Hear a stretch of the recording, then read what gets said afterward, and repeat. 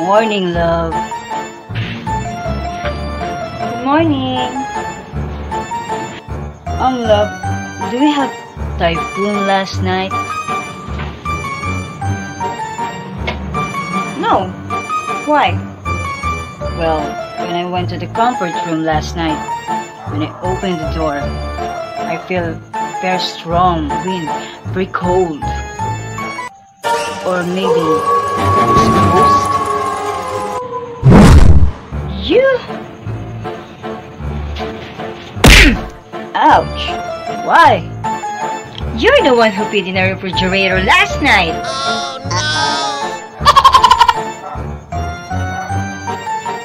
Sorry. Ew! You're so gross!